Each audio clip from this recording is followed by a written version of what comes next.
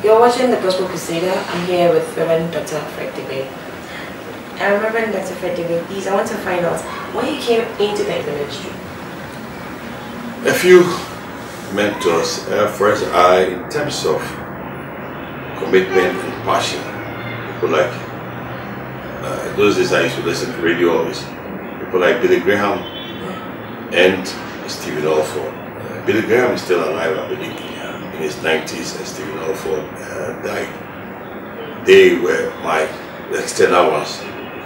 But in Ghana, for instance, there were two white ladies, Danny Stampley and Maxine Mosley. These were single women who came to this country. In our student days, Baptist Student Union, they dedicated themselves to loving, training, and encouraging us to be godly, to love, and to share. And their lives was an example to us. Then, of course, I can mention the Reverend Williams, who was also a missionary and the pastor of Calvary Baptist Church. These were role models that we grew up knowing when we were in ministry, and they influenced some of us to get into ministry at the time we decided. The divorce rate in the church, according to some researchers, is high. From what is it? What is your take on that? It's part of the reason why I said morality or immorality is very high. And people are also marrying for perhaps the wrong reason. People get married because it's socially prestigious to marry. After you've gone to school, and people are going to school and graduating very early, in their 20s, when they are not even properly mature, but after you've gone to school, you finish, what do you do? Most people think it's time to marry. So you marry, and the man has a profession, the woman has a profession, everybody earns the money.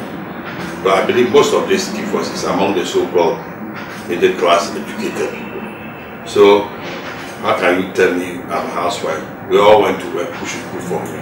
Who should sleep for me? Now, oh come on, go your way, go my way. Yeah. So people have a very short fuse. Yeah. Traditionally, they said the woman's place is in the kitchen. The woman is in the office, she may have a better job than you. Yeah. She's still young. Some have one or two children. That's all. They think that's all that they need. So be gone. So people's tolerance level has been reduced because they are a little more independent now. The men do, sometimes they don't even show any serious level of commitment. So mainly it is immaturity, lack of patience. You want to get there quick. And I would dare say even ignorance. Because if people know the disastrous nature of divorce for those who are divorced, and when there are children involved in it, the devastation on those children for life, they wouldn't do it. And I believe it is a scandal that the church in Ghana must look at. And we in this Calvary Baptist Church have always taken a very serious look at marriage counseling. It doesn't solve every problem, but people must be made aware of what they're entering into and get their commitment. And as adults, married couples who counsel them, show them that you are available to talk to them in time of need so that they can come to you. Because there's nothing new under the sun. Yeah. The thing that is causing you to say you want to divorce your spouse, if we were to hear somebody, you say, this one is a joke. And people must also know, there are no angels. Okay, angels, they don't marry. Yeah. Alright? Yeah. So if you are going to divorce somebody to marry another person, is that person perfect? And you yourself, are you perfect? Exactly. So, Walter Trowbridge said it a long time ago. And I like to say that to people who want to marry. He says, if you want to be happy, don't marry. If you want to make somebody happy, marry. What does that mean? If you want to be happy, if you are single and want to be happy, what do you do? If you feel like bathing, you bath. If you feel like brushing your teeth, you feel like making your bed, you feel like eating yam, you do anything you want to do. That's what they say, happy yourself. Alright, if you take that mentality into marriage. Your selfishness, your greed, your childishness, your lack of effort will make you get out quickly. So if you want to be happy, fine. But if you want to make somebody happy, oh, because I want to make you happy. If you don't like this, I look at it.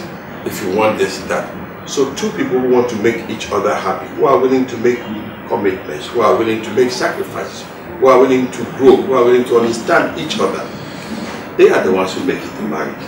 And so that understanding, as much as people want to marry, so that they marry for good feeling, to have a lawful sex, to have children, and to have social symbol, have some rings that they flaunt around.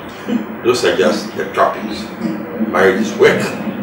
People must understand that. Working at marriage is more difficult than getting an MBA. In fact, it is as difficult as training a lion and make it look like a domestic cat. Wow, wow, wow, wow. I'm having a very, very, very lovely time right now. Yes, Daddy, please, outside of your pastoral seat, outside of your pastoral office, what do you do during your leisure time? Oh, well, I read, play music, I raise dogs, I raise rabbits. I'm a bushman who happens to live in the city, so I'm a farmer. So I do a number of things and I enjoy them. Getting in touch with nature. Then did you love sports? Oh, no more. As you can tell. I played a little bit, ran a little bit, but these days I really don't. Apart from my own walking and listening to a few sports commentaries and supporting Black Stars, I don't really have the energy for many of these things anymore. NBA, basketball. I've never really been a sports person. Watching from afar, and I keep my interest just to have a little bit of understanding. So when they say Michael Essien, I know he used to play for Chelsea, and not say he used to play for Tanzania or something, so that my children will not laugh at me. So I do a few of those things for that information level. But do you have any favorite player amongst the Black Stars, or you just watch them and make sure that? Yes. Oh, I mean, I like Tapia. He did well. Yeah, you know, you see people who are leaders, and when I see people like the day you see their passion. I cannot believe like the day I saw this guy crying, and the Black Stars did not win. Inconsolable. I tell myself, wow, what is this? I mean, the guy was almost, and he had done well. So it shows. So I like them. I watch them. And I admire them, or should I say I envy them because I can't do what they are doing. So I think they're doing very well.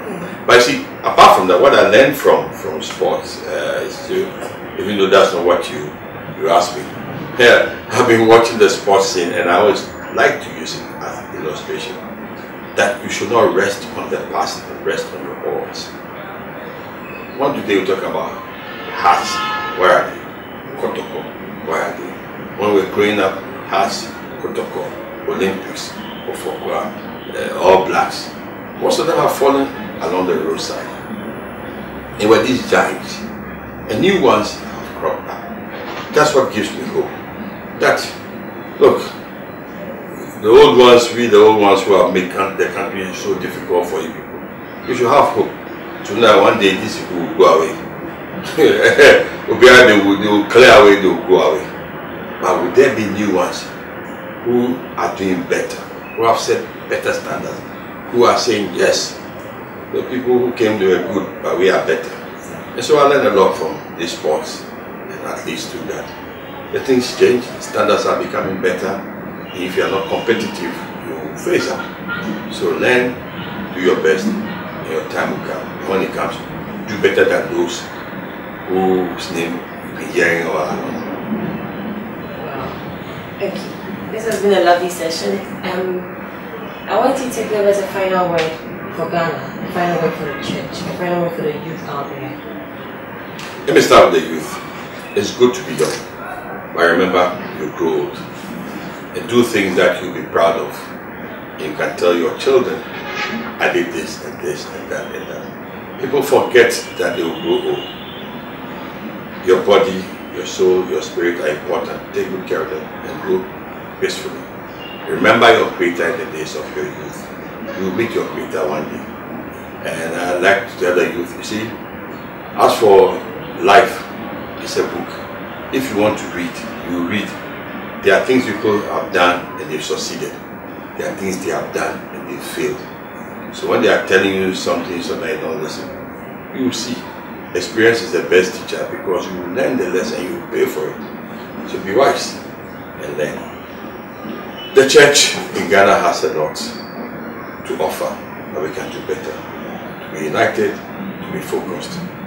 The church should influence the world and not let the world influence us. Our master was in this world, he's giving us much importance to make disciples. The aim of the church is to make people look like Christ. Look like Christ in terms of attitude and character, at home, in the office, in producing things and influencing others. Ghana, if I were God, I don't know what I would do to this country. Blessed with everything, but so poor in managing our resources. Ghana is one of the few countries in the world that has a combination of what black gold, oil, white gold, salt, and gold.